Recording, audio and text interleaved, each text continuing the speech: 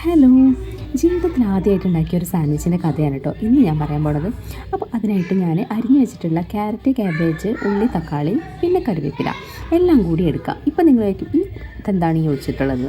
ഇതാണ് നമ്മുടെ മയണൈസ്, നമ്മുടെ ബോയിൽഡ് എഗ്സ് വെച്ചിട്ട് ഉണ്ടാക്കിയിട്ടുള്ളൊരു മയണൈസാണ് കേട്ടോ. ഇതിൽ ഞാൻ ഉപ്പിട്ടിട്ടില്ല.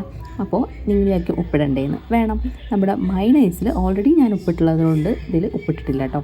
പിന്നെ ലെമണും ഒന്നും ഞാനിതിൽ എക്സ്ട്രാ ആഡ് ചെയ്യുന്നില്ല. എല്ലാം മയണൈസിൽ ഉള്ളതുകൊണ്ട് അത് തന്നെ മതി. അങ്ങനെ ഇതെല്ലാം കൂടി നന്നായിട്ട് അങ്ങോട്ട് മിക്സ് ആക്കിയാൽ മിക്സ്. ഓക്കെ, എന്നിട്ട് നമ്മുടെ ബ്രെഡ് ഉണ്ടല്ലോ അത് നല്ലോണം ടോസ്റ്റ് ചെയ്തിട്ട് അതിൻ്റെ മണ്ടയിലേട്ട് ഇത് വയ്ക്കാം. ഓക്കെ, ആൻഡ് അതിൽ മറിഞ്ഞ് കെട്ടി വീഴാതിരിക്കാൻ നമ്മൾ എന്ത് ചെയ്യണം? വേറൊരു ബ്രെഡും കൂടി അതിൻ്റെ മണ്ടയിൽ വെക്കണം. എന്നിട്ട് നമ്മളുണ്ടല്ലോ ഇത് നമ്മൾ ടേസ്റ്റ് ചെയ്യാനായിട്ട് നമ്മുടെ മക്കൾക്ക് കൊണ്ടു കൊടുക്കണം. അപ്പോൾ ദേ അവരിതുപോലെ എക്സ്പ്രഷൻ ഇട്ട് തരും. കണ്ടോളൂ കേട്ടോ.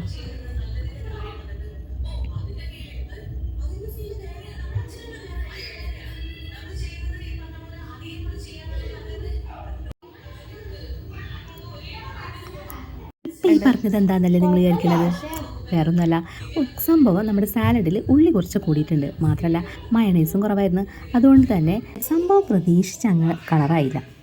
ഈ രണ്ട് സംഭവം ശ്രദ്ധിക്കുകയാണെങ്കിൽ നല്ല അടിപൊളി ഒരു സാൻഡ്വിച്ച് കിട്ടും കേട്ടോ.